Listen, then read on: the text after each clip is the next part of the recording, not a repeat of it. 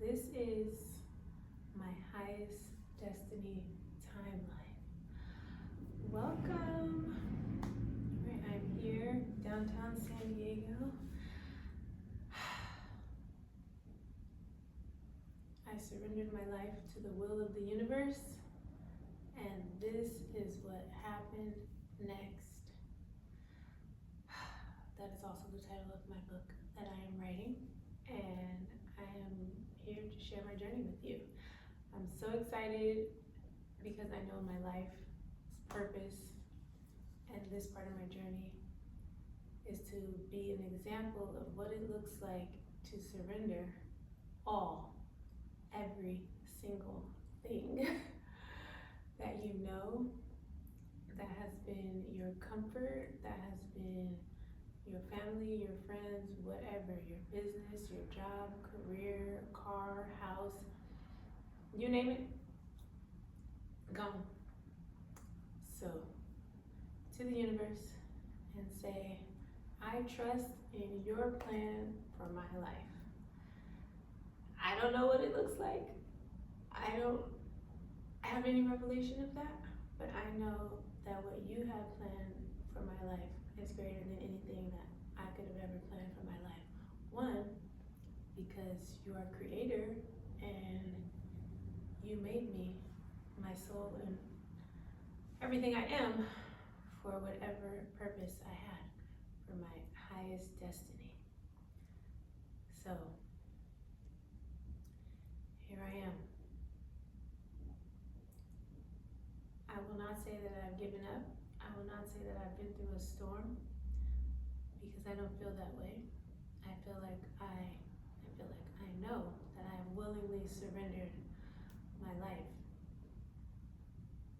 for the greater good, for my highest good, which is for the highest good of all, and my existence is also for the highest good of all. So when I say I surrendered, I don't feel like something was stripped away from me. I don't feel like I'm going without. I don't feel like I'm missing out on something, or like my life is just unraveling before my eyes. However, it may look that way from the outside, but I know that you have to let go of things in order for you to clear space and make way for the new things that are coming along for you. And you definitely have to take a leap of faith, because what else are you working with? You have no idea what's on the other side of the leap. You just know that once you take it and you surrender and you say, I'm willing to follow the direction, the guidance from source, from spirit, spirit guides in this realm, your angels, angel numbers, messages from the divine, you're surrendering to that, and you're just knowing that everything is working out for your highest good. So that's where I am. This is what my journey, I'll talk about my journey and other things that happened that I can look back and reflect on and like, oh, that's why that had to happen. Oh, that's why I had to meet that person. Oh, that's why I had to have these experiences. So once you get to a point where you can reframe your thoughts about, oh, why did this happen to me? No. It's happening for you. Whether you can see it or realize it or not, it's definitely happening for you. So once you get to that mindset, it's totally free. We know that our soul calls in every experience that we need to get us to the next version of ourselves, to wake us up, to shake us up, whatever is happening. If we miss the gentle nudges, that every single experience we have, our souls called it in for us to have that experience. So I'll just give you, or maybe I'll break it down like as if it's a book, or by my book. Chapter 1. Pink car, surrendered. Apartment, surrendered. Storefront, surrendered. Business, all together, surrendered. It's gone. Everything that I've done in the last, let's just say 5 years, completely gone away, cleared space to make way for what is happening in the next 5, 10, 15, 20 plus years, infinite, because it's my soul's purpose work. And my soul's purpose, what more can you ask? What more can be asked of you than to do what it is that you were put here to do? So from here on out, I'm in my soul's purpose work. And you're like, why does she keep saying soul's purpose work? What does that even mean? For me in my life, through all the things I've done, I felt the most fulfilled when I was helping or talking with people about their soul's purpose. Like, what do they know about why they are here? And, well, a lot of people, one, were unfamiliar with the concept. Two, they were, maybe not using those terms, but they were working, they're comfortable in their job, their space, whatever it is, and they knew they were unfulfilled, but it was comfortable, very comfortable. So after I aligned or attracted so many of the same stories and customers and people sharing these things over and over, I'm like, oh, it hit me one day. Like a brick up against the head. Like, duh, Evan, these are your mirrors. These are your reflections. I always say, my customers, my clients, random people on the streets, family, friends, whoever I engage with, that's a mirror. And there's a reason that we cross paths, and they were reflections of my life. So after I realized, like, oh snap, Evan, this is you. Pink Pantry is your safety zone, your safety net, I was like, oh my God, I have got to get out of this. So, like, I can't tell people, oh, just take a leap of faith, you will be great when you step into your soul's purpose. You can't fail because that's what you came here to do. Whole time, I had no idea that I was not in alignment with my soul's purpose.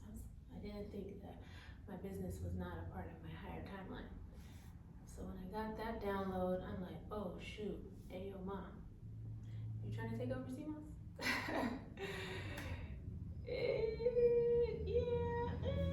Maybe, I could do it. And after a week or two of just not full confidence and resistance and no prayer, I asked her to pray about it. She did not. And so, never mind, withdraw the offer. And that's what the universe wanted me to do anyway. They're like, no, sweetie, no, that's not how we want you to go about it. So anywho, after realizing that, more downloads came in. I said, oh, you want me to sell? Like, you want me to be no part of it at all? Oh, okay, got it. And that was a complete surrender.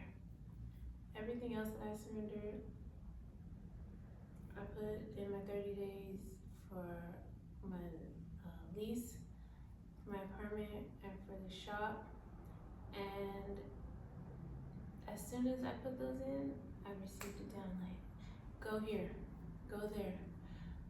And then I was like, okay, just going, hanging out, gathering myself, taking time, do this, do that. And then it's like, look here, this is where your soul will be. This will be your home, your space, your recharge. Here, in the mountains, out of the city. I said, oh, okay, I didn't like the city anyway. So that was great. When it came to my truck, it was damaged goods. It was a lemon by law. However, we had a great time together, and I am eternally grateful for all the experiences I had.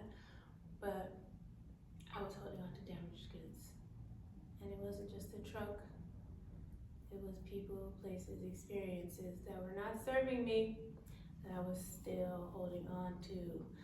So I had to let the damaged goods go. And you know what made me finally be like, fine, here, take the truck back. Not the check engine light, not the brakes, not whatever the crazy electrical problems it was having with the what do you call it, sound system, infotainment system center, none of that. It was a scratch on my rim, a scratch on my rim. I looked at that and I was like, oh no, you can have it, take it back. So that was how those things disappeared. That's how they were surrendered. And it wasn't the amount of money that I owed, it wasn't it just wasn't anything like I was expecting what would have made me give a defective truck back. It was a freaking scratch on my rim from after letting someone borrow my car. Nonetheless, I needed that experience because there was nothing else that was letting me let it go. So that was that. You know what else let me ease up on my business, Pink Pantry? One of my customers came in and told me how beautiful my space was and how she loved this and she loved that. But we got to talking about how I came up with the color pink, and like in the beginning guys were like, oh, you should make a guy color for this and that. I was like, absolutely not. She's like, what? Everyone loves pink. I said, I know, right? And she said, and up until about 100 years ago, pink was what boys wore in the hospital and girls wore blue. And I'm like, no way. She's like, yeah, girl. Pink, you know, is part of the red family, and red is a warm color, and those are masculine. Blue is the cool color, and those are the feminine colors. I nearly lost it. I surrendered the cutest pink refrigerator. Like, that was really the main thing I was holding on to. The color pink, like all of my pink couches, walls, stools, whole life pink, pinked out. After that, I was like, okay, you can have that back too. And that's the story of my surrender, the short version.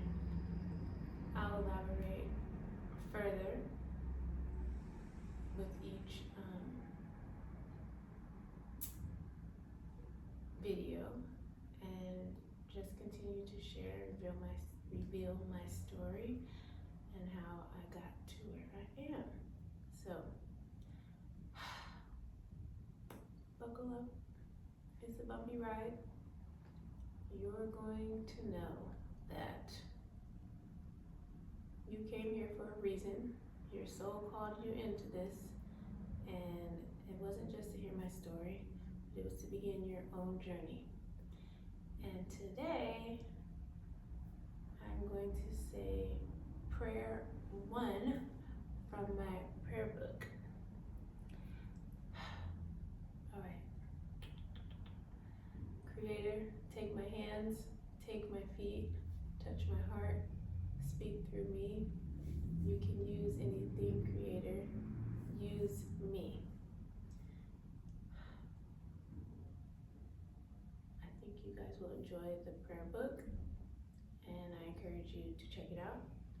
Get you in divine alignment with your soul's purpose.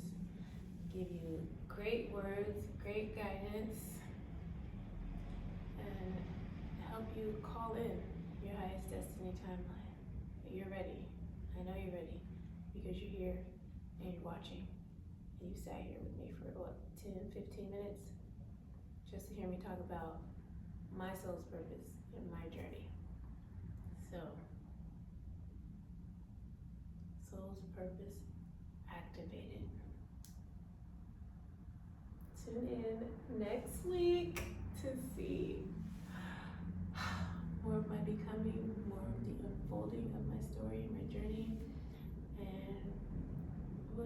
like out in nature with the trees. That's where I belong.